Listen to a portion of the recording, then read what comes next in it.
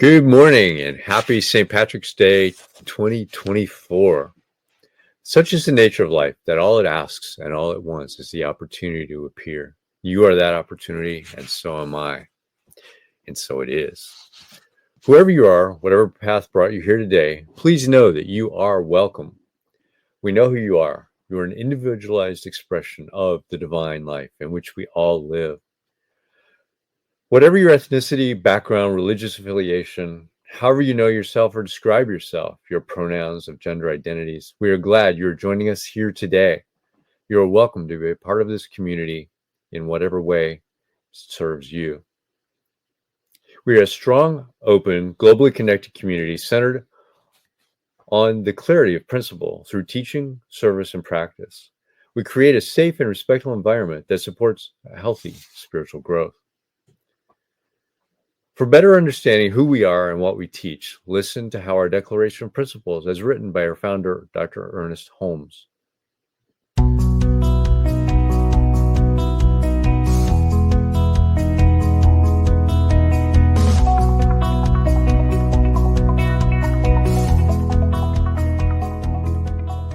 I believe in one God, one absolute power and first cause to all things. I believe that this power is perfect love and creates out of a desire to express love. I believe all thought is creative, and how I choose to think creates my personal experience. I believe in the unity of all life and the immortality of the individual soul, forever unfolding. I believe in the eternal goodness, the eternal goodness of God, the eternal loving kindness, and the eternal givingness of God to all. And so it is. And so it is. And so it is.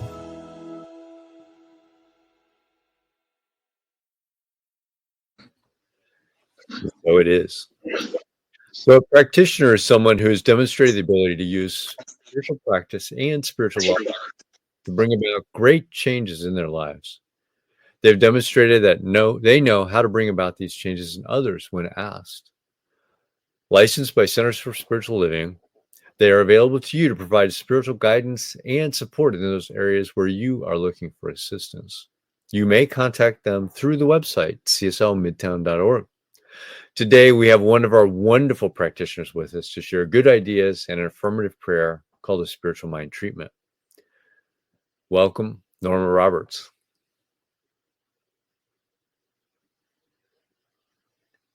Happy St. Patrick's Day. You know, a message I found in the Daily Word states that every moment of every day brings the opportunity for new choices. It's the freedom to choose what I think, say, and do. It can be very liberating. The freedom to choose what I think, say, and do. On the other hand, though, the options for how to live my life may sometimes seem overwhelming. Should I move to another city? Or should I change my employment? How can I serve humanity? From everyday events to major life changes, I have important choices to make. If I rely solely on my mind to endlessly weigh pros and cons, I may feel lost in a sea of possibilities or even probabilities. But instead, I remember to turn to my internal guidance system. I know God's guidance is always available to me. And as I contemplate major life choices, I move from my head to my heart. I pray and I patiently wait for the still small voice within, and I let God be God. And then I am assured that Spirit always guides me to my highest good. And so now let's go into our spiritual mind treatment by just taking a deep, calming breath. Close your eyes if you like. Just be with me here in spirit. And as I speak in the first person, I speak as each person within the sound of my voice. I invite you to join me in knowing for yourself the words that are spoken. I know there is but one life. That life is God. And that life is my life right here and right now. As I accept the truth that there is only one power with infinite possibilities of ever expanding love and goodness, I release anything that disturbs me. Every anxious thought is stilled. Nothing irritates or accepts me, for I am poised and centered in the mind of God. I place all circumstances of my life lovingly in God's care. And there I let God be God. I have faith that only good shall come to me. And I know that good and more good is mine. There's no limit to the good that God has in store for me. When I have done all that I can do, when fear for loved ones has harried me, when my courage has faltered and the words of the day crowded in on me, when I wonder how I can make another step or smile another smile, I take a moment to be still and listen to the voice of God within me and know I am that I am. I may not know what the future holds for me, yet I do know that good waits for me in the unknown, for God is there. Wherever I am, God's Spirit is within me and goes before me to prepare my way. I believe, accept, and expect guidance in all that I do by my infinite mind. I affirm my body is still and centered. I expand my awareness to my perfect expression of the truth as life, light, love, peace, power, beauty, and joy. Feeling my oneness with all that is. Spirit shines through me, restoring peace to my soul and blessing my world. I am serene and in perfect harmony as I know that in truth, all is well in my world, and I am grateful. As I release my word to the law of mind, I know that all is well. For mine always says yes. And I am at peace and filled with joy. As together we say, and so it is. So, our speaker today, Cynthia Paulsen, was recently ordained as a religious science minister after more than a decade of studying the science of mind, affirmative prayer, and spiritual healing. She's also a divine science spiritual practitioner and teacher, as well as the author of Undoing the Knots, Reclaiming Our Good. She's a popular guest speaker who loves teaching about all aspects of new thought. So join me in welcoming Reverend Cynthia Paulsen. Good morning. Thank you, Vance. Always a pleasure to be here with you, CSL Midtown, all the way from Brookings, Oregon. That's where I am today.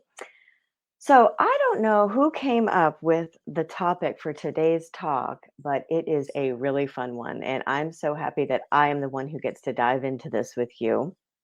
We're talking about, well, how brilliant human beings are, divine human beings, with our ability and our tendency to use our intelligence, to use the mental tools that we have available to us, how we use our minds to solve problems and figure out all kinds of things. We humans are very good at solving problems. We're pretty good at creating problems too, but that's a talk for another day. My husband and I, we love to watch the History Channel, and we're kind of nerds, and they produce these really great mini documentary shows that are really easy to just get sucked into. And they show you how humans used to live, how far we've come as a collective.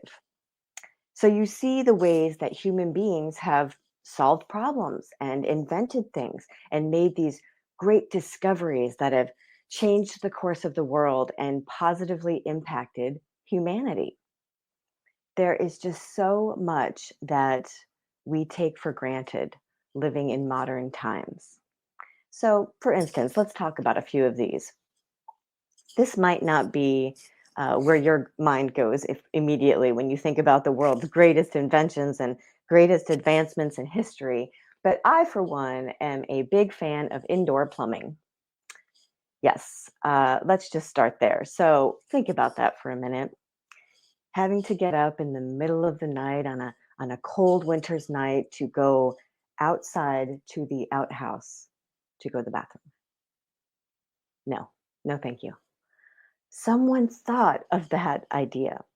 In fact, it's a man named John McAdam who made the modern plumbing system, the sewer system, and the modern toilet. Yes, I'm talking about toilets in my talk today. Sorry. He worked on that problem and he figured it out. Brilliant.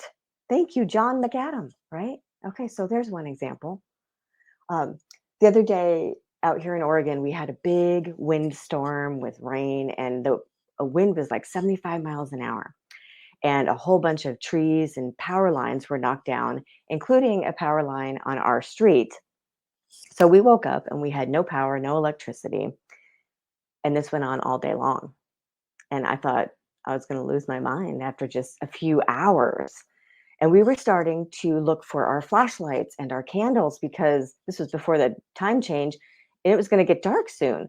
Now, fortunately, the power came back on before it got dark, but people used to live like that without electricity and light.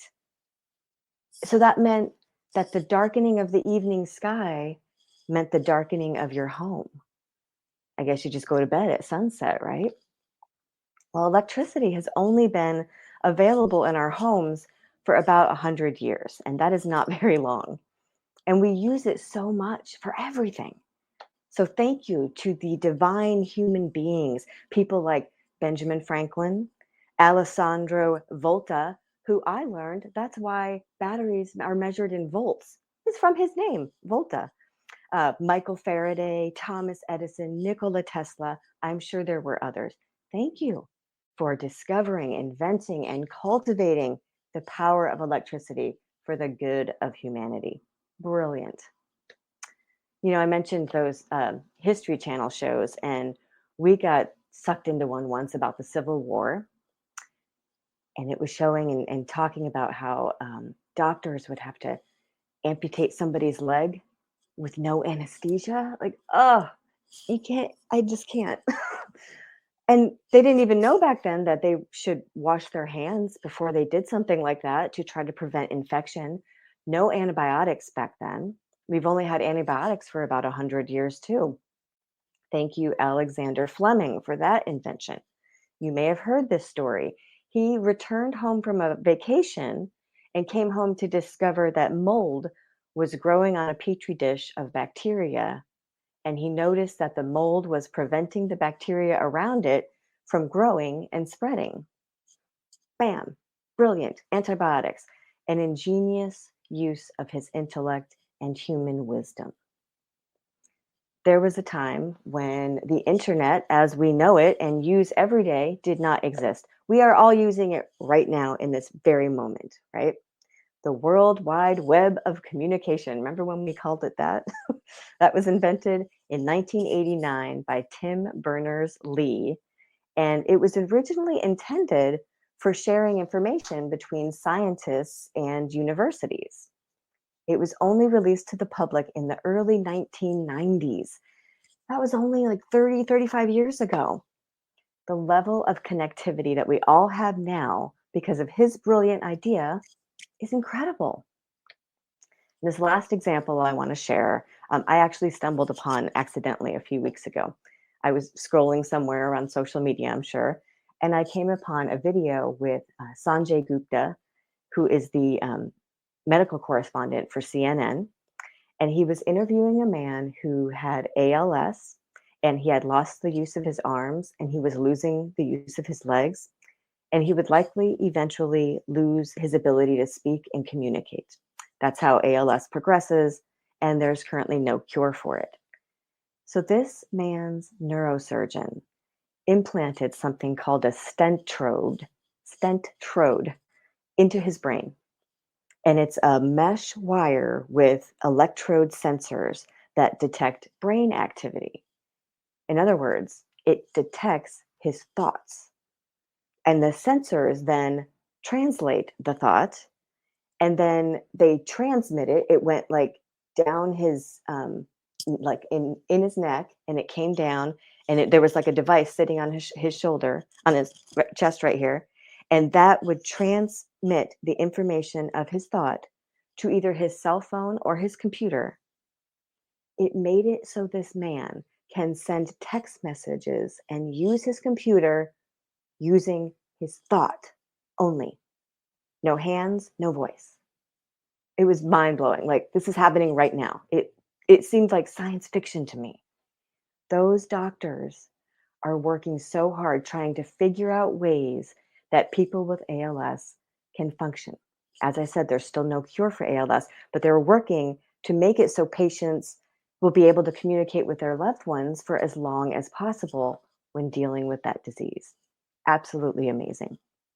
So there's a whole bunch of examples, right? These great inventions and advancements. How did all these advances happen? How were these inventions discovered or created? What did they all have in common? They all happened through a human mind. That's the only way anything happens. All of these inventions are a direct result of human beings solving problems for us, using their minds, getting an idea and figuring out how to make it work. Now, from a spiritual perspective, from a new thought, science of mind perspective, we know that there is only one mind, one universal mind, that the wisdom and intelligence and creativity of that one mind expresses individually through human beings. It expresses in them, through them, and as them. So these ideas, these inventions, these amazing advances for humanity are from spirit. We understand this. We understand that we, all of us individually, are hooked up with the one mind of God. We are not the one mind, but as Ernest Holmes said over and over again, we use the one mind. That is really what is going on in these incredible moments of intelligence and inspiration. Now, I do want to acknowledge and say that most of us in our daily lives are probably not solving huge problems that are impacting all of humanity. Most of us aren't inventing toilets or electricity or working as a neurosurgeon.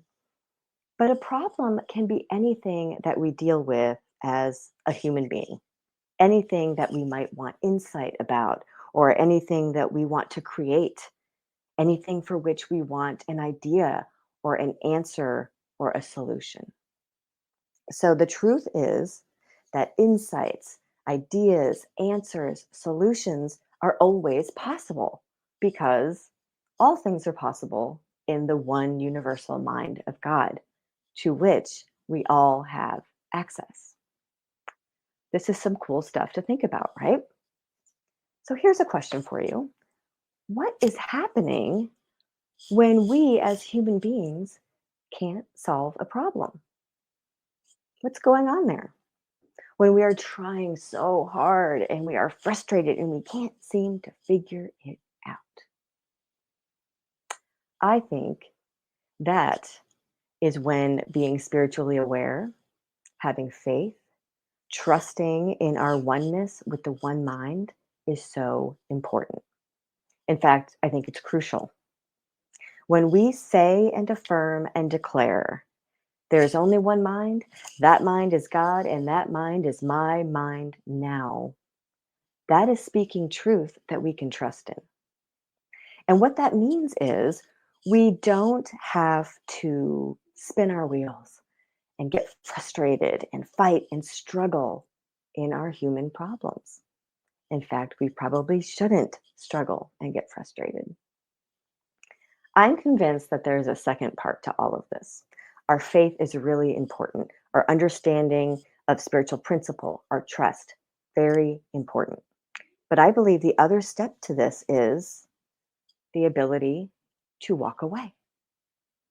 I think a lot of those inventors I just mentioned, a lot of really brilliant people out there in the world understand this second step.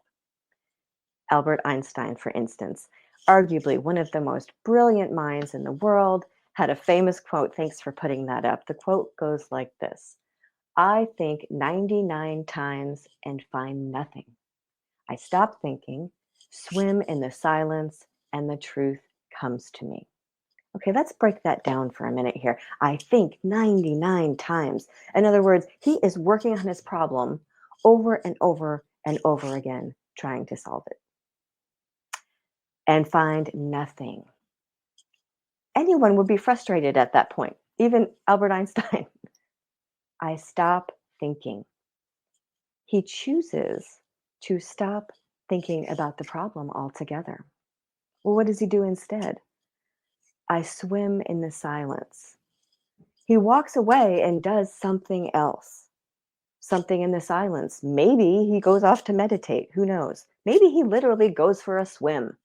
I personally don't think it matters what he did. The truth comes to me. He receives his answer from the one mind of spirit. The truth, the solution he is seeking, is revealed. This idea that Einstein is talking about, the walking away to chill out in the silence, is what Emmett Fox called the law of relaxation. He insisted that all mental work, and what is mental work but problem solving, all mental work, effort defeats itself. He said, when you try to force things mentally, you stop your creative power.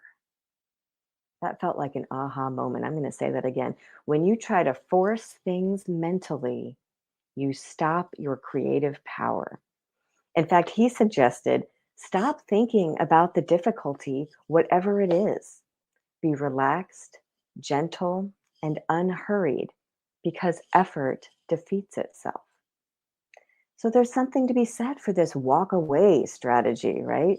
There's something to be said for turning away from the problem, distracting yourself, and relaxing. Writer's block is a type of human problem.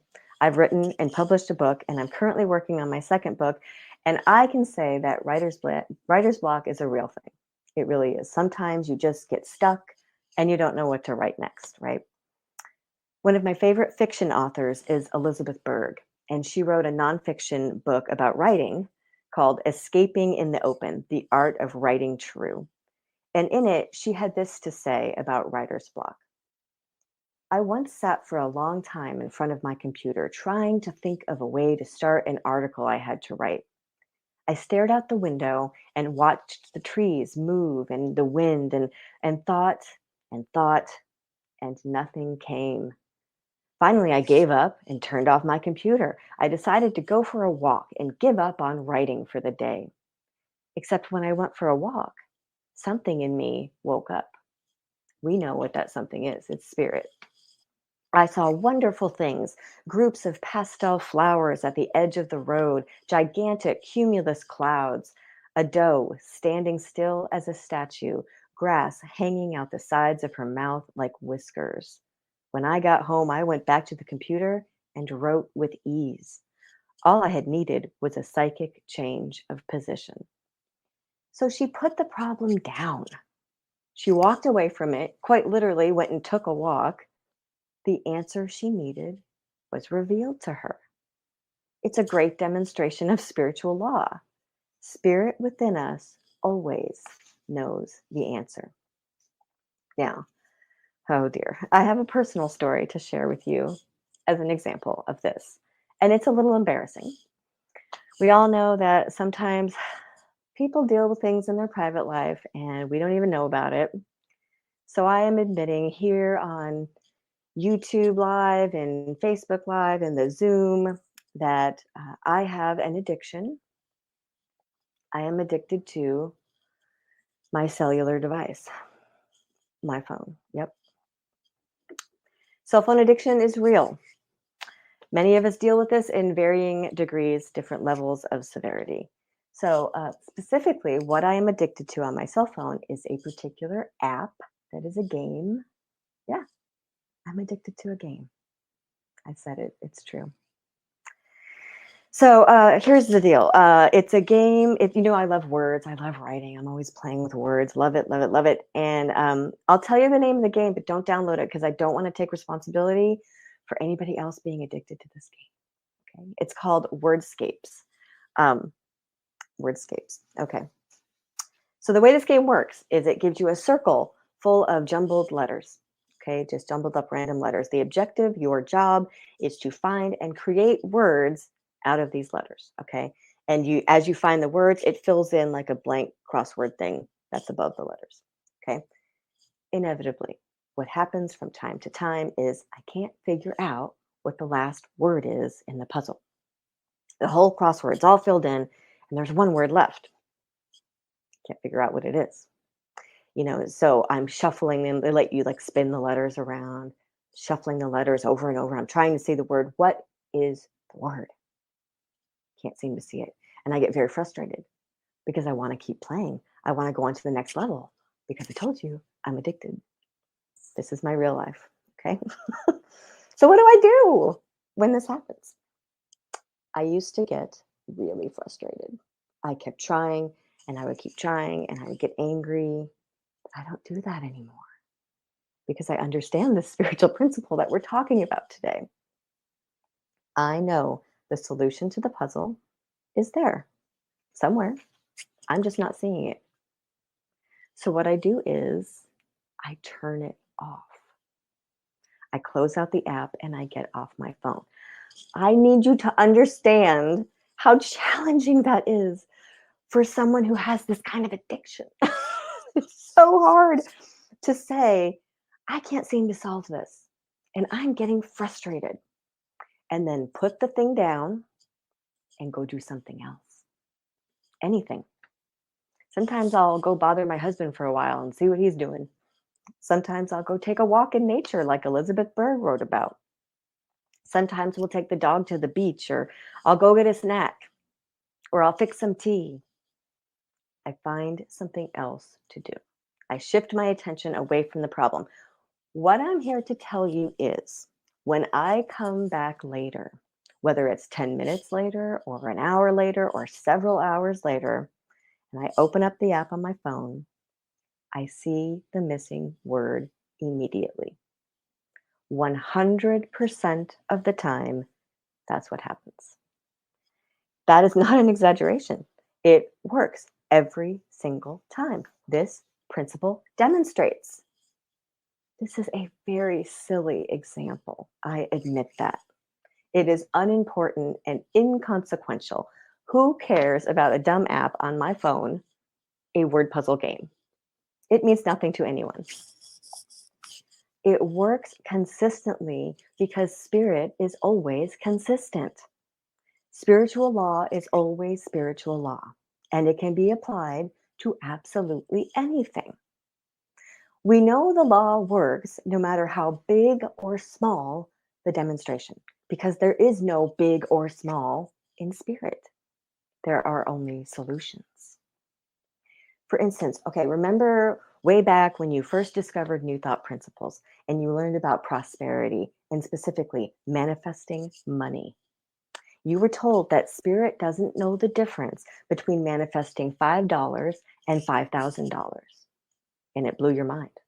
The principle is the same. Spirit doesn't care whether you are healing a paper cut on your finger or a terminal illness. The principle is the same. Spirit doesn't care whether you're trying to solve a very silly word puzzle game on your phone or trying to fill in the blank. Cure cancer, end world hunger, create world peace. The principle is the same. Are solutions to these huge problems of humanity possible? All things are possible. Can those solutions come through a human mind? That's how this works, right? That's how spirit shows up in the world with solutions. So our call to action today, or our takeaway for the day, is to remember it's a two-step process. Step one is trust that there is a divine solution available to you.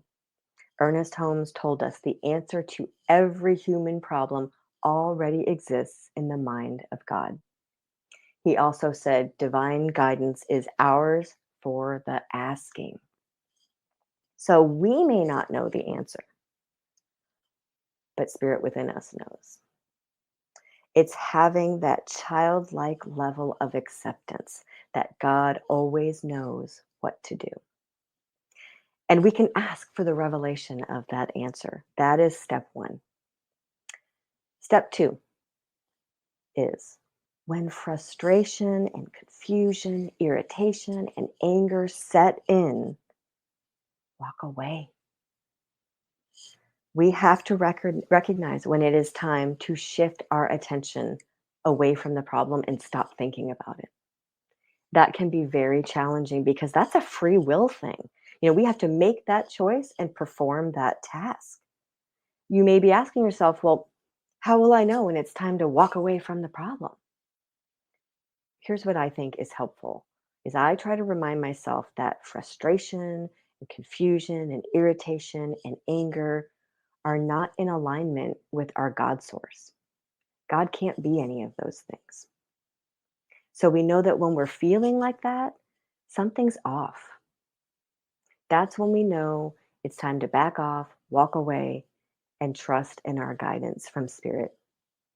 I don't necessarily think it matters what we do when we walk away. Now, of course, I'd love to say, walk away and go read the Science of Mind textbook. Sure, you can, and it's wonderful, but you don't necessarily have to. I'd love to say, go meditate and commune with the divine. Of course, you can do that, and that's wonderful, but you can also just go for a walk. You can also just go take a nap.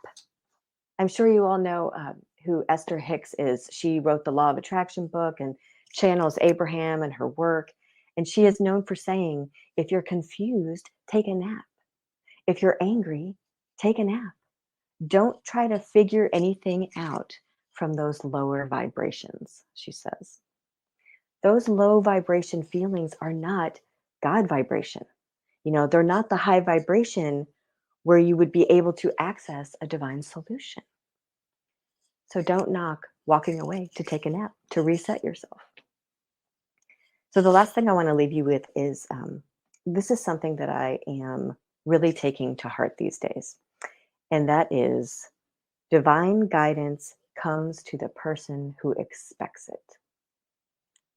Divine guidance comes to the person who expects it. As I said, I'm working on my next book, and I am fully expecting divine guidance, wisdom, and inspiration with regard to that project.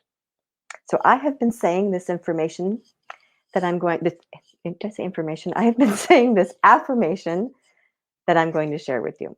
And I offer this to you as a gift. So in this moment, please think about any problem or situation that you may be experiencing and dealing with in your life that you might like guidance for or a solution for. And just repeat after me. I expect divine guidance. I may not know how to solve this, but I know Spirit does. I am ready to receive my divine answer. And so it is. Thank you so much for having me. Please join me on the Zoom after the service. You can see us in person and chat with us. It's always fun. And if you're shy or, in your jammies and you don't want your camera on, that's okay. You don't have to have your camera on. Come chat with us. The link is on the cslmidtown.org website. Thank you, CSL. Thank you, Reverend Cynthia. What an amazing talk today. So, yeah. And we'll see you over on Zoom. Now is the time for us to give back. As if you will say our affirmation of prosperity with me, I live in a universe of abundance. As I freely and joyfully give, I join in the divine flow. And all that I share with life returns to me multiplied abundantly. And so it is. You can give on the website, cslmidtown.org/donate, or scan the QR code. It will take you right there to the site to do that. So we appreciate every one of you for being here and contributing and helping us. And now I'm going to turn it over to our board president, Lee Huffman. Thank you, Vance. And thank you, Reverend Cynthia, for such as Vance said, an amazing talk today. Norma, what a meaningful spiritual mind treatment. Just thank you, everybody, Diego and others behind the scenes that make this broadcast happen each week. For those of you that would like to speak with Reverend Cynthia more, she's on the Zoom going there, but wait till after the announcements. You can join us for the discussion, and I'll let you know how to connect there again at the end of the announcements. So as you know, we're going through a great transition process here at Center for Spiritual Living Midtown. We have some fantastic discussions around the topic, and the transition team is working very hard on your behalf to bring great speakers like Cynthia and others to these sessions and to our celebrations. And we're making other things happen in the community as well. Starting in April, we're going to be looking for members of a new minister selection team. The members of this team do not have to be located in Atlanta. We decided that last week. We want people online because we're an online community. We're all over the world. We're not just CSL Midtown Atlanta. We're CSL Midtown wherever you are. And so the team will be made up of 2 regular members, 2 practitioners, 2 board members, and myself as the president of the board of the trustees. So there's a lot of steps that we need to happen along the way, and we're going to put the team together in the next couple of months. And we expect that it'll be 2025 before we have a full-time minister on board. That's just how the process works. And if you have interest in becoming part of the selection team, please send a message to info@cslmidtown.org. And in the meantime, you can help the center in several different ways. First, treat or pray for the center, and that we might prosper and grow, and we can remain online and move forward with our plans for the new senior minister as soon as possible. Offer up spiritual mind treatments daily for the members of the transition team and the selection team and the board and the practitioners, that we might all be guided by divine wisdom as we make our decisions. And second, we need to increase our giving by a little bit. Honestly, a monthly total increase of just $2,500 will allow us to continue our online ministry with full-time minister. And if we can double that, we can bring on other things, like including going back to meetings, both online and in person every week, and maybe even a children's ministry or a young adult ministry, which would be fantastic. We've had those at the center before COVID, and it's time to get back to that. So if you're already giving, thank you. Please keep it up. If you're not giving already, or if you can afford to increase your giving, anywhere, whatever you can give, $25 a week, $100 a week, give what you can, and the universe will take care of you and the center as well. And third, invite your friends and family to join us. If you're on Facebook or YouTube, Please like and repost our services this week. And if you're not on there right now, go out there after you come and speak with Cynthia and others online. You are really our best marketing channel, and word of mouth is what makes the center work.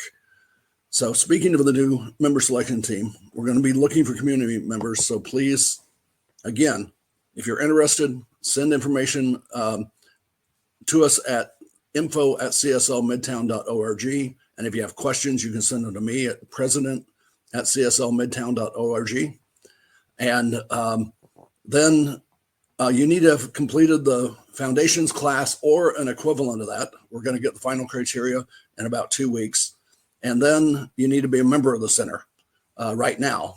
And we're going to be going through a number of amazing activities. Next week, come along.